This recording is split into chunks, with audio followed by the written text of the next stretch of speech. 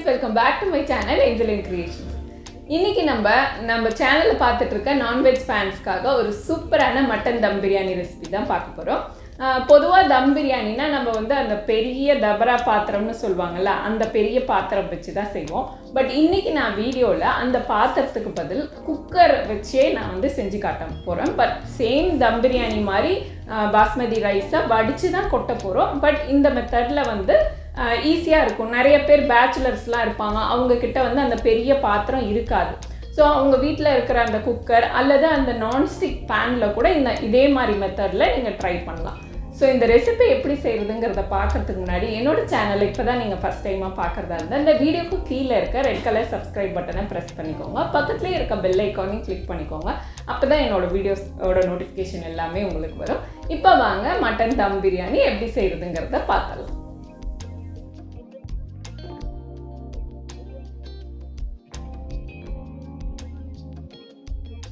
தம் பிரியாணி செய்கிறதுக்கு first stove on பண்ணி ஒரு குக்கர் வச்சுக்கலாம். அதில் 1/4 கப் எண்ணெய் சேர்த்துட்டு கூடவே ஒரு 3லேருந்து 4 டேபிள் ஸ்பூன் அளவுக்கு நெய் சேர்த்துக்கிறோம்.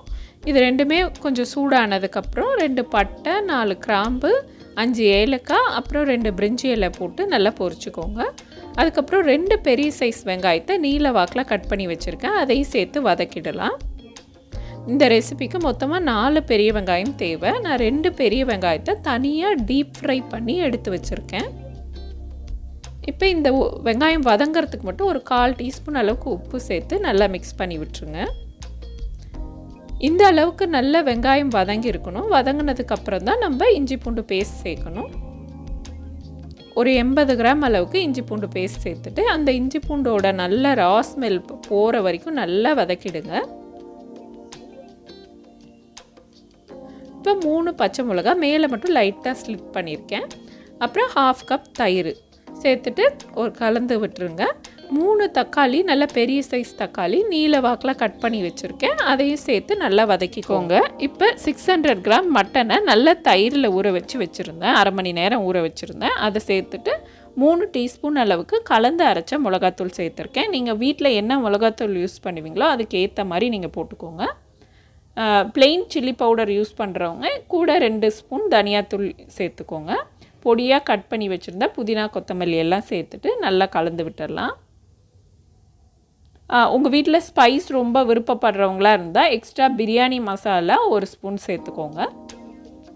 அப்புறம் 1 ஸ்பூன் அளவுக்கு உப்பு சேர்த்துட்டு நல்லா கலந்து விட்டுடலாம். இந்த கறிக்கு தேவையான அளவை நீங்கள் பார்த்து உப்பு போட்டுக்கோங்க. அப்புறம் 1 டம்ளர் அளவுக்கு தண்ணி சேர்த்துட்டு இது நல்லா கொதித்து விசில் வரணும். நம்ம குக்கரை மூடிடலாம். ஃபஸ்ட்டு ஒரு விசில் மட்டும் ஃபுல் தீயில் வச்சுட்டு அதுக்கப்புறம் அடுப்பை மீடியம் ஃப்ளேமுக்கு மாற்றிக்கோங்க. மாற்றிட்டு 2 விசில், மொத்தமாக 3 விசில் விட்டிங்கன்னா மட்டன் நல்லா வெந்துடும். இப்போ ஒரு பாத்திரத்தில் 3/4 அளவுக்கு தண்ணி ஊற்றிருக்கேன். இதை மூடி விட்டு தண்ணி நல்லா கொதிக்கட்டும். நான் 1/2 hour முன்னாடியே பாஸ்மதி அரிசியை நல்லா கழுவிட்டு 1/2 மணி நேரம் ஊற வச்சுருந்தேன். 1/2 kg பாஸ்மதி ரைஸ் எடுத்திருக்கேன். இப்போ தண்ணி நல்லா கொதிச்சிருச்சு. 1 டீஸ்பூன் ஷாஜீரா, 4 ஏலக்காய், 2 பட்டை போட்டிருக்கேன். அப்புறம் இந்த தண்ணிக்கு தேவையான அளவு உப்பு, நீங்கள் உப்பு 2 ஸ்பூன் போட்டுட்டு அந்த தண்ணியை நீங்கள் டேஸ்ட் பண்ணி பாருங்கள். அந்த உப்போட அளவு கொஞ்சம் உரைக்கிற மாதிரி இருந்தால் தான் கரெக்டாக இருக்கும். 1 ஸ்பூன் அளவுக்கு எண்ணெயும் சேர்த்துடுங்க. இப்போ நம்ம ஊற வச்சு எடுத்து வச்சுருந்தா பாஸ்மதி அரிசியை சேர்த்துட்டு நல்லா கலந்து விட்டுட்டு இந்த சாதம் அப்படியே நல்லா வேகிறதுக்கு விடுங்க. இப்போ நீங்கள் 1 கப் பாஸ்மதி அரிசி எடுக்கிறீங்கன்னா குறைஞ்சது அதுக்கு 4லேருந்து 5 டம்ளர் வரைக்கும் தண்ணி இதில் வச்சிங்கன்னா தான் சாதம் நல்லா ஃப்ரீயாக வேகும், உடையாது. சாதம் நல்லா உடையாமல் ஈவனாக வெந்து வரும். நல்லா தாராளமாக தண்ணி வச்சுருக்கணும். இப்போ சாதம் நமக்கு 60% வெந்தால் போதும். வெந்ததுக்கப்புறம் நம்ம வடித்து எடுத்துடணும். அதிகமாக வேக விட்டுட்டிங்கன்னா நம்ம தம் போடும்போது இன்னும் ரொம்ப வெந்துடும், குழஞ்சி போயிடும் அப்புறம் பிரியாணி. இப்போ பார்த்திங்கன்னா நம்ம அந்த பாஸ்மதி அரிசி வேகிற அந்த தண்ணி, அந்த கஞ்சி இருக்குல்ல, அதை கொஞ்சம் எடுத்து வச்சுக்கிறேன். எடுத்து வச்சுட்டு நான் ரைஸ் ஃபுல்லாக வடித்து எடுத்துடுறேன். இந்த மாதிரி வடித்து எடுத்து வச்சுடுங்க. நம்ம எடுத்து வச்ச கஞ்சி தண்ணியில் 1 ஸ்பூன் அளவுக்கு ரோஸ் வாட்டர் சேர்த்துக்கோங்க.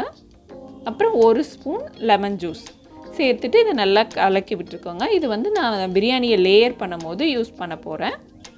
அப்புறம் ஒரு 2லேருந்து 3 டேபிள் ஸ்பூன் அளவுக்கு பால் எடுத்துகிட்டு அதில் கொஞ்சம் குங்குமப்பூ போட்டு கொதிக்க வச்சு எடுத்து வச்சுருக்கேன். இதில் கொஞ்சம் ஃபுட் கலர் சேர்த்துக்கோங்க. பார்க்குறதுக்கு வந்து நல்லா கலர்ஃபுல்லாக இருக்கும். எல்லோ கலர் சேர்த்துருங்க. இப்போ நம்ம மட்டன் வெந்துருச்சான்னு பார்த்துடலாம். மட்டன் நல்லா வெந்திருக்கு. கிரேவி வந்து ரொம்ப திக்காக இல்லாமல் கொஞ்சம் லூஸாக இருக்குது. அதனால் ஒரு 5 மினிட்ஸ் வந்து அடுப்பில் வச்சு கொதிக்க வச்சு எடுத்துக்கிறேன்.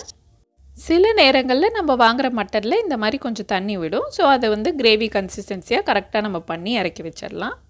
இப்போ எல்லாமே ரெடியாக இருக்குது. இந்த ஃப்ரைட் ஆனியன் வீடியோ மட்டும் நான் எடுக்கிறதுக்கு மிஸ் பண்ணிட்டேன். Very sorry. இந்த ஃப்ரைட் ஆனியன் எப்படி பண்ணுறதுனா, ஒரு கடாயில் கொஞ்சம் எண்ணெய் ஊற்றிட்டு நல்லா தின்னாக ஸ்லைஸ் பண்ண ஆனியன்ஸை வந்து அதில் போட்டு பொரித்து எடுக்கணும். கோல்டன் கலரில் ஃப்ரை பண்ணி எடுக்கணும். டீப்பாக விட்டுறக்கூடாது. டீப்பாக விட்டால் கசந்துடும். அவ்வளோதான். நல்லா கிறிஸ்பி ஃப்ரைட் ஆனியன்ஸ் எடுத்து வச்சிடணும். இப்போ நம்ம செஞ்சு வச்சுருக்க அந்த கிரேவியில் பாதியை தனியாக எடுத்து வச்சுருக்கேன். மீதி இருக்க பாதிக்கு மேலே நம்ம வேக வச்சுருந்த சாதம் ஒரு லேயர் வந்து கொட்டிக்கிறேன். இதை வந்து ரொம்ப டைட்டாக பேக் பண்ணி போடாமல் நல்லா லூஸாக வச்சுருக்கேன். அப்போ தான் வந்து மேலே வரைக்கும் ஏர் வந்து நல்லா குக் ஆகும். எல்லா சாதமும் ஈவனாக குக் ஆகும். நம்ம கலந்து வச்சுருந்த குங்குமப்பூ பால், அப்புறம் அந்த பாஸ்மதி அரிசி கஞ்சி, இதை 2த்தையும் போட்டதுக்கப்புறம் நெய் ஒரு ஸ்பூன் சேர்த்துக்கலாம். இந்த கஞ்சி வந்து ஒவ்வொரு லேயருக்கும் ஒரு கரண்டி தான் ஊற்றணும். ஜாஸ்தி ஊற்றிடக்கூடாது. ஃப்ரைட் ஆனியன்ஸ், அதுக்கப்புறம் கொஞ்சம் புதினா கொத்தமல்லி இது போட்டு ஃபஸ்ட் லேயர் முடிஞ்சதுக்கப்புறம் அடுத்த லேயருக்கு கிரேவி கொஞ்சம் ஊற்றிக்கிறோம். ஊற்றிட்டு சாதம் அதுக்கு மேலே கொஞ்சம் போட்டுக்கலாம்.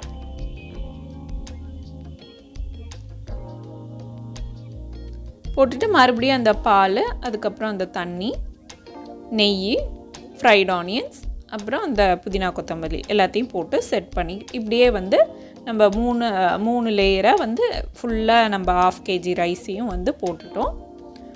இப்போ வந்து இதுதான் ஃபைனல் லேயர்.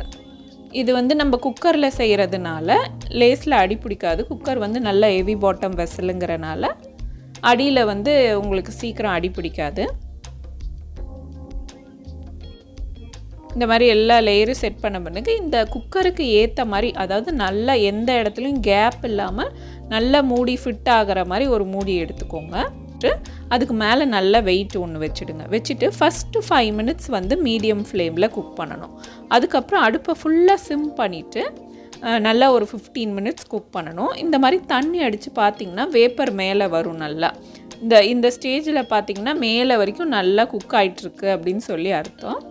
கொஞ்சம் லைட்டாக நகர்த்தி வைக்கிறேன். ஏன்னா அப்போ தான் வந்து ஈவனாக எல்லா இடமும் குக் ஆகும். இப்போ வந்து 20 மினிட்ஸ் கழித்து ஓப்பன் பண்ணலாம். பிரியாணி நல்ல சூப்பராக ரெடியாக இருக்குது. இது வந்து திறக்கும் போது அவ்வளோ கமகமகமான வாசனை அடிச்சது. இந்த பிரியாணிக்கு ஒரு நல்ல தொட்டுக்கிறதுக்கு பார்த்திங்கன்னா கத்திரிக்காய் கிரேவி தான். அந்த கத்திரிக்காய் கிரேவி வீடியோ நான் ஆல்ரெடி போஸ்ட் பண்ணியிருக்கேன். அதோட லிங்க் வந்து நான் கீழே கொடுக்குறேன். யாருக்காவது வேணும்னா அதை பார்த்துக்கோங்க. ஒரு முட்டை கூட நீங்கள் வேக வச்சுட்டு தயிர் பச்சடி போட்டு சாப்பிட்லாம். ரொம்பவே சூப்பராக இருக்கும். ரொம்பவே லைட்டாக வீட்டில் இருக்க வயசானவங்க கூட ரொம்ப விரும்பி சாப்பிடுவாங்க.